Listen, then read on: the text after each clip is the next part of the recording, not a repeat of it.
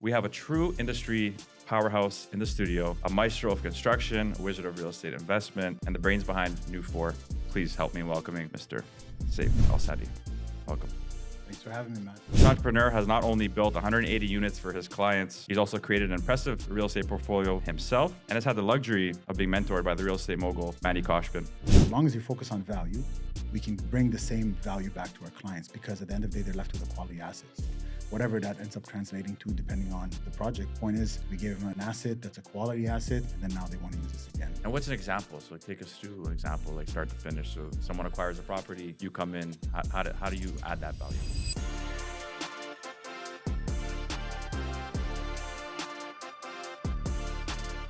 Hello, my people. Welcome back to another Price to Sell podcast. I'm Matthew Campoli, and this is the first one of 2024 with a guest.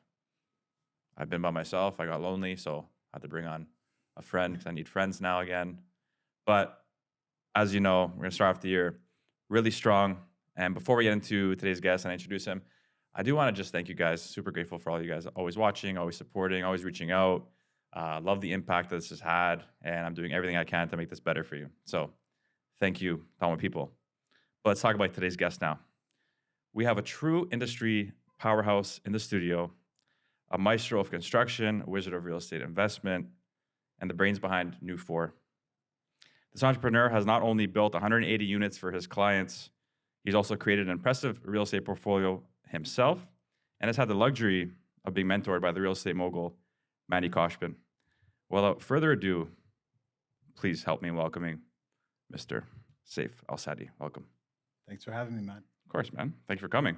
Yeah. And we're gonna get into some juicy stuff, you know, because you've done quite a lot for yourself. A lot of you people watching, you might have seen his stuff on Instagram. He's really out there on the socials. But you just mentioned to me you've been popping off for the past 3 years. Yeah, It's been like a short run, but a good run, right? Yeah, it's like the last 3 years is when it really started to take off. I think it's more or less when it clicks in my mind, and it's when I decided to go all in. Yeah. Sometimes, things are going really well, but you're 1 foot in the door, 1 foot out. You know what I mean? Yeah. You take a decision, and then you're like, oh, let's leave some money on the table just in case. But then some days, you say, no, I'm going all in. Yeah, for sure. So I've been kind of all in for a few years now, and it's really starting to pay off. And every time that it pays off, you go all in again. Exactly. And you mentioned, so you had a life-altering change, right? Went through divorce 3 years ago. Yeah, I did. And for a lot of people, that can be detrimental. Yeah. Right? It's a bit hard on yourself, Of course, Yeah. right? But can we agree maybe it fueled you? Yeah, I think it did, because initially when it first happens, you really think, okay, well, did I make the right choices? Of course. Was I wrong to do this? Could things have worked out? So on and so forth. But at some point, you just got to live with it. You made the decisions. Now you got to make the best of your life going forward. So, you know what they say, the changes in life, that's never going to go away. What do they call it? Help me out here. The only constant is change, something in and around those lines. So no matter what, things are always going to be changing. Anytime things change, people get a little bit disappointed, a little bit worked up, stressed out. It should never be like that. Life's always going to be changing, and you got to make the best of it and make sure you come out on top. I like it. And let's give the audience a quick high level, just quickly, about what NewFore is, what you do. Yeah, pretty simple. We're a construction company based in Hamilton. We work on residential and commercial projects, anything from your end user home renovations to additions, second story additions, as well as investment properties. And then we work on commercial projects as well, like retrofitting spaces for businesses, as well as public projects, which we just started getting into last year. That's awesome. And a lot of your business is in Hamilton. Yeah, and naturally, because we're there, Yep. I'd say about 80%, maybe now only 70% of our business is there.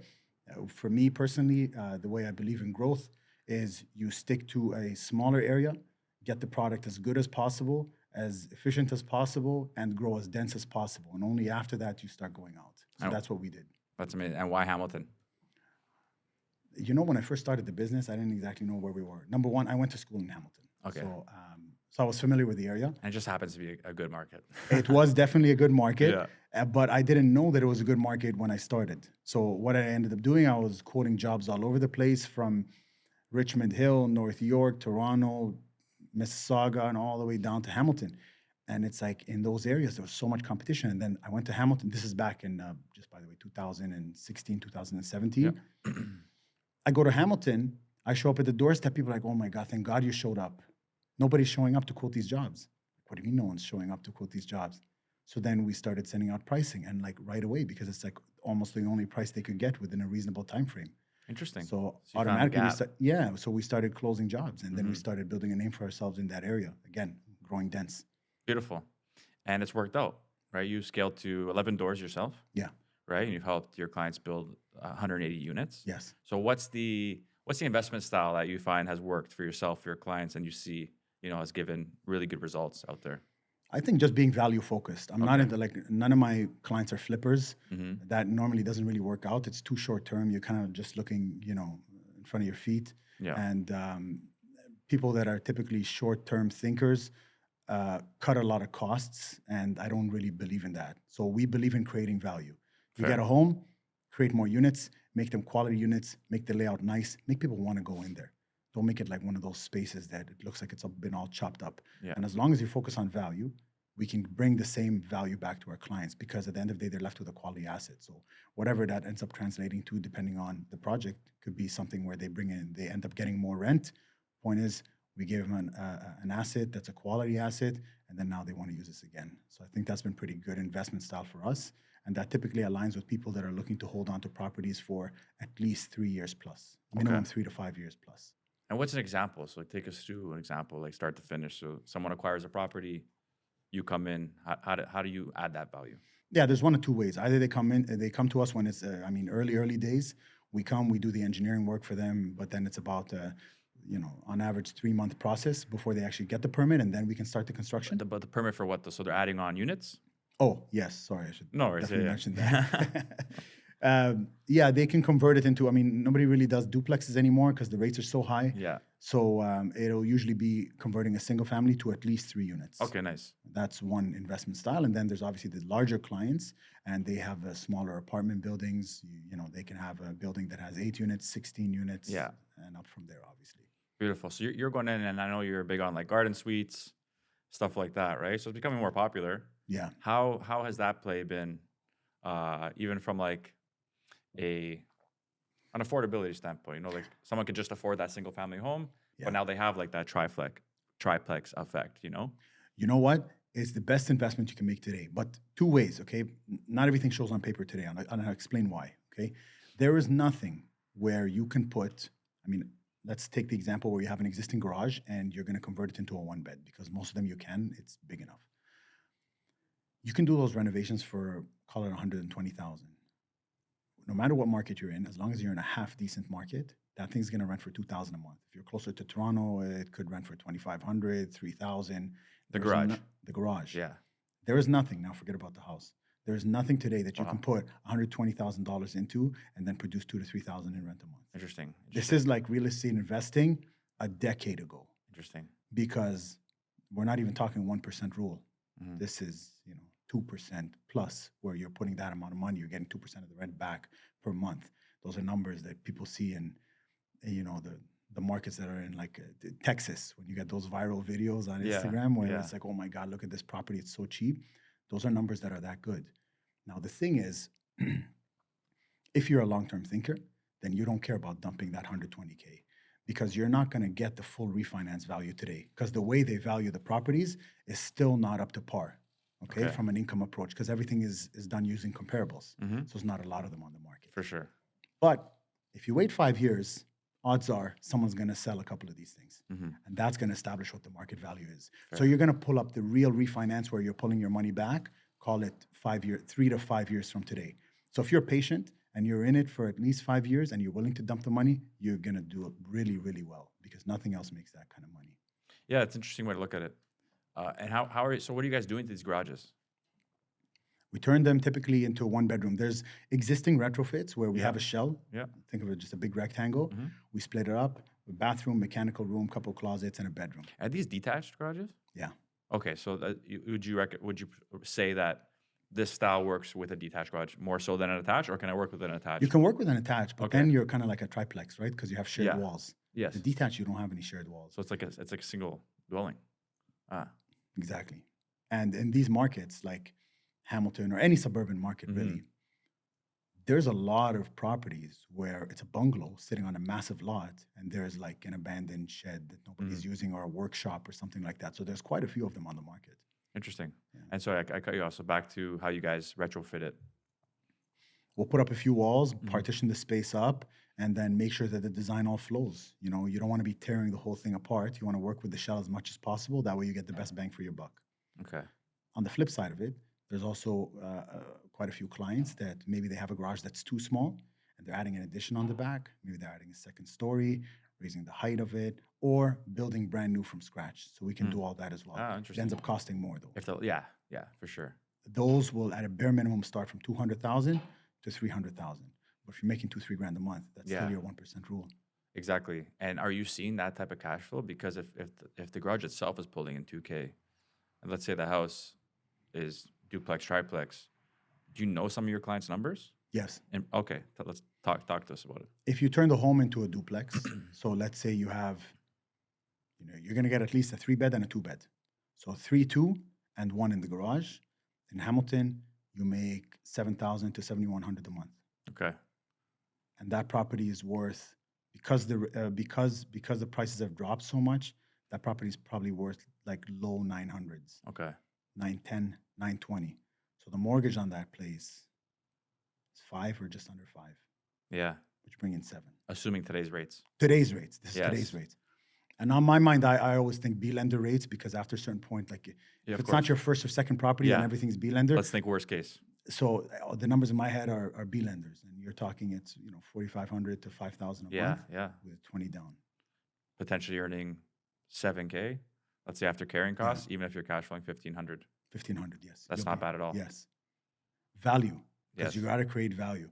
If you take that same house and you just chop it up, you're not going to get that kind of value. It's like some people just have a very hard time looking at things beyond what you see in paper. They look, oh, this is a 2-bed, therefore this 2-bed equals that 2-bed. Yeah. But you tell me, if you run a market, a comps report, right, of all the sold listings off the MLS on the leasing side, and you look at all the 3-bedroom units, all 3-bedroom units that have sold, what kind of range are you going to get? I bet you're probably going to find one that's sold for, or leased, sorry, for $2,000. And I bet you there's going to be another one for $3,000. So which one are you? Are you the 2,000 or are you the 3,000? Yeah. So you got to make sure when you're putting the money in there, you got to put the money in the right spots for things that tenants are actually valuing. Yeah. Nice open concept, spacious rooms, and all that. And that's awesome. You have the knowledge, and I'm assuming you've done a similar approach with your portfolio. Yeah, of course. Okay. I squeeze every dollar. That's it. So all your properties are cash flowing. Yes. That's awesome. And I shouldn't say yes, because it's a duplex. The rates are just too high. There's not enough value that you can create with a duplex. But except for that, yes. For now. Yeah. For now, you're right. Even in this market, you're still holding on nicely.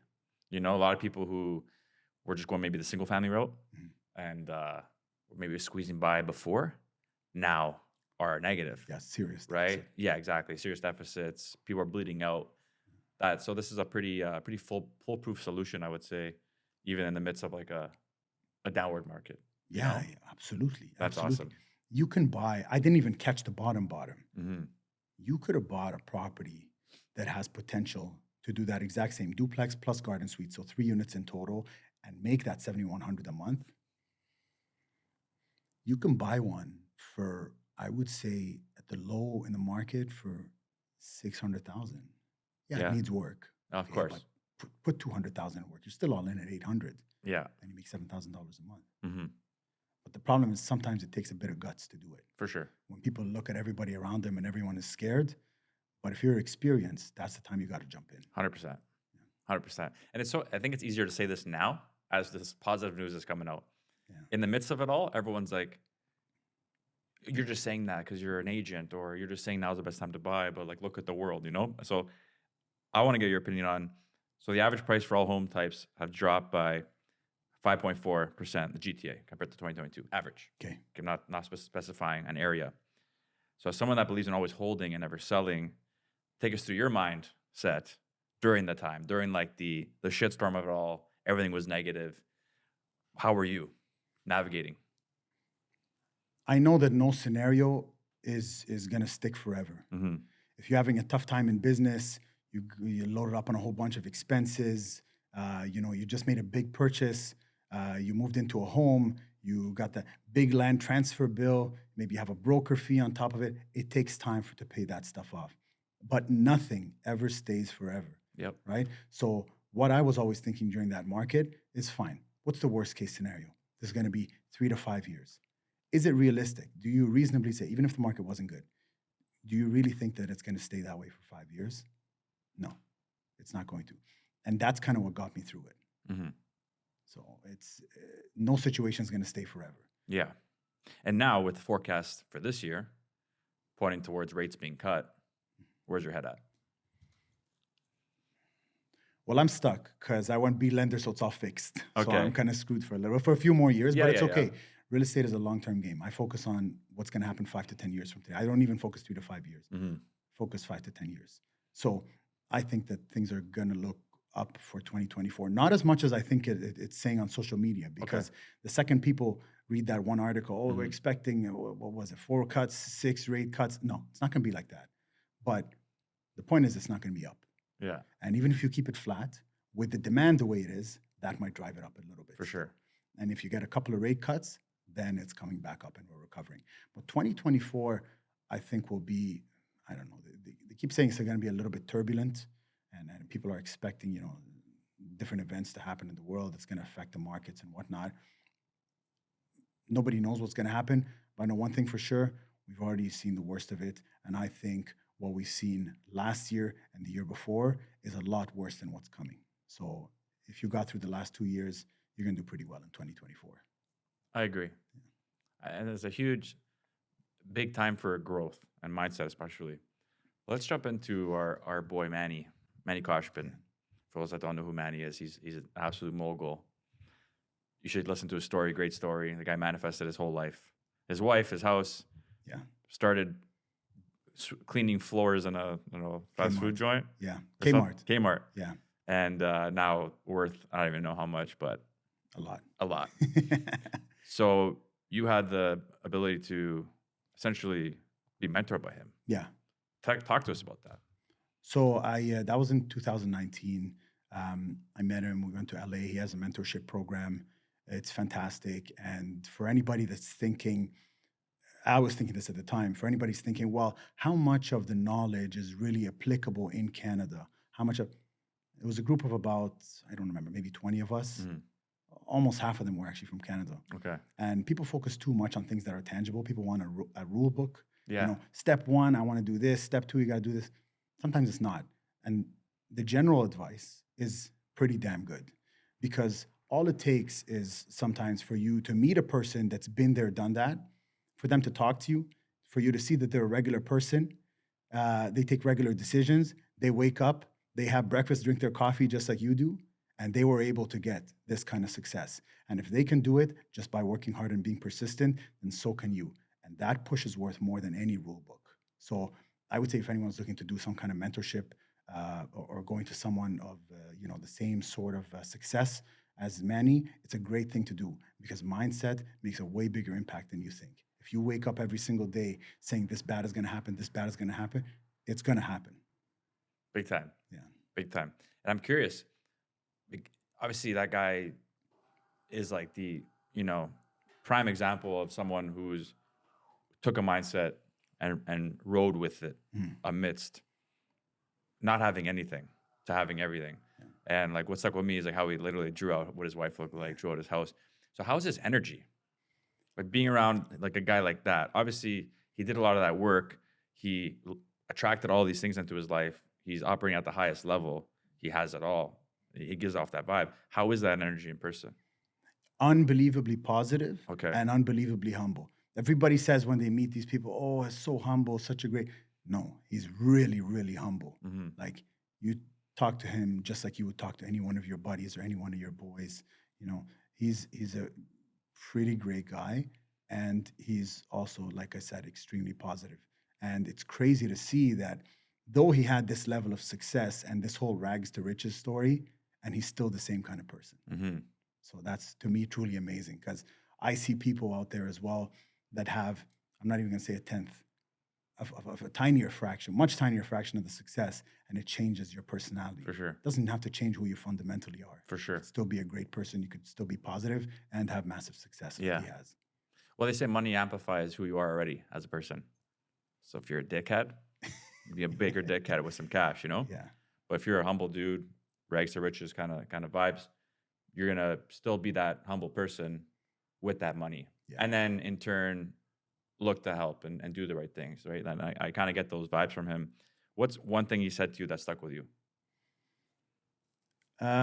He said quite a few things. I mean, I think it's more his story, and then him sitting and sort of talking and understanding what your story is. Like, I was really surprised when I sat with him. He's sitting and asking, okay, what's your background? How'd you come up? How'd you get to this point? So I think it's more his mentality that stuck with me. He never got at a point where he's on a high horse and too good to ask for somebody else's opinion or how their day is doing. It's really amazing to see, and it's something that's really inspiring. It goes to show you, no matter how good you do, you treat the people around you and you treat them really well. So it's less about even what he said and more of him leading by example, what kind of person he became. And aside from like a mindset impact, what's any like fundamental like real estate investing that he taught you or you learned from him that you took with you? Yeah. And you can share. So he's a master at creating value. I mean, a master. Which is what you do now. Correct. I do it now completely different, because I'm only doing residential. He's focused on massive commercial. For sure. All over the country. So, but at the core, he creates value. He sees assets that are dilapidated and very poor performing with super high vacancies, maybe are not built for the purpose of their kind of true potential. And he completely changes that. He'll split it up and turn it into a completely different facility and be able to generate income. He creates value. We were at, he had a plaza right on the water, close to Orange County, and we were there, and he has a cigar lounge over there. The whole plaza's his, did a couple modifications to it. And then over there, it's another level, the wealth in LA. So he added a few docks for some boats, and then rented the parking out to those boats. That drove the value of the property up by millions. I can't say exactly how much, but by millions. So this is someone who sees something, sees it's underperforming, and he's able to squeeze the value out of it. So it goes to show you the importance of always focusing on value, no matter what you're doing. If you're in real estate investing, if you're a realtor, whatever you do, you always got to focus on bringing value to your client, and you're always going to do well. I love that. Yeah, I think that's something I've noticed over the times, like in even my investing career too. Just looking at the greats and what they're doing, it's always like the value approach. Getting something, let's squeeze as much juice as you can out of it. So that's 100% true. I love that. Even if you look at even the podcast, think of the podcast that you do well. Anything you can break down to some sort of value that you get back, depending on obviously the value of your followers. If someone's just there for straight entertainment because they want a page that they're going to laugh at, that's one thing. But if you're building a personal brand for yourselves, there probably is a certain component of value, probably a lot of it. Look at Alex Hermosi's page. If you're an entrepreneur, he's all brand. He's prime example. You look at his reels, I'd say a nice chunk of them, probably more than 50% of them, is good, very specific advice and life lessons for entrepreneurs. Look at PBD, Valuetainment, same thing. He's got the name built in. Literally. So always focus on value. You're going to do very well in life. Yeah. Good advice. I like that. Yeah. And as a business owner, for the audience out there, I have a variety, but what's a piece of advice you would give someone who's trying to start a business out there and grow it? Like, you have a nice business, you're always busy, steady. What's a piece of advice you'd give someone to grow their business? I say stay open-minded at the beginning. When I first started NewFore, I came up with the name because I wanted to be the new way forward in construction and home building. And I thought that all homes should be built out of containers, completely modular, and we're going to go away from stick build because it's way more efficient. Great idea in theory. It's not very practical. I'm not even going to get into why. But the point is, I was able to pivot. So always keep an open mind and make sure that if the path is diverting a little bit, don't be so hard set on something because it may not pay off as well as the other idea that sort of started coming up after. I love that. It's huge. Yeah. Because a lot of people get in their way and I think they fall in love with something and they get too emotional and it's actually a vice, becomes a vice and it holds them back. Sometimes you just got to drop the ego, right? This original idea that you created and then just let the world open up to you. Yeah. I think, I don't know who says it. I think it's Jeff Bezos. It's stern on the vision, flexible with the details. So more around that line. I like that. You know, don't be so worried about, you know, when you hire your first employee or you hire first team member, don't be so focused on, you know, how exactly they get from point A to point B. Focus more on the fact that they got to point B. And then, you know, don't, if it's a transaction or if they're sending out emails, don't be going and picking their grammar.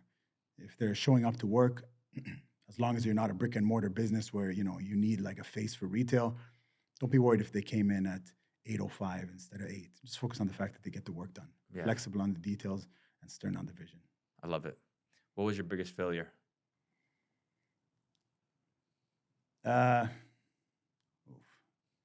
So we had one client. This was when I first started growing in 2019 to 2020 with one project, way larger than us, and a project that really stretched our limits and our capabilities. So we were kind of all in on this project. We did a project. It was my first $1 million contract. The job was for 1.3 million, and it was for a pretty well-known investor / architect in the city. And he decided in construction, there's something called a holdback. Holdback's 10% of the whole job. So on $1.3 million, it's 130 grand. And the job was less than a year. So roughly a month, there was another 130 grand on the last invoice. So there was a $260,000 bill left when we kind of finished the job. And one day he shows up and he changes the locks on the place. He says, "Oh, sorry, there's deficiencies. You guys are off the job." And I was like, okay, well, you know, typically in construction, what ends up happening is as the job nears completion, you walk through with the owner, you go through the little details. Oh, I don't like this, I don't like that. Okay, we'll fix this, we'll fix that. No different than when you buy a home from a builder and you first move in and there's 50 pieces of green tape all around. I mean, we don't have 50, but yeah, you get the point. There's still a PDI, you're right. So he changes the locks and we come back and we say, well, let's do a walkthrough. No. I don't want you guys on the job. Okay, so that's a little bit difficult. I don't really know why. It sounds pretty extreme. We're going to assess how much the deficiencies are, and we're going to get back to you. So they assess how much the deficiencies are. He says, well, there's $450,000 worth of deficiencies. It's like, okay, no, there isn't. Like, that's like half the job size. Like, we didn't not build half the units.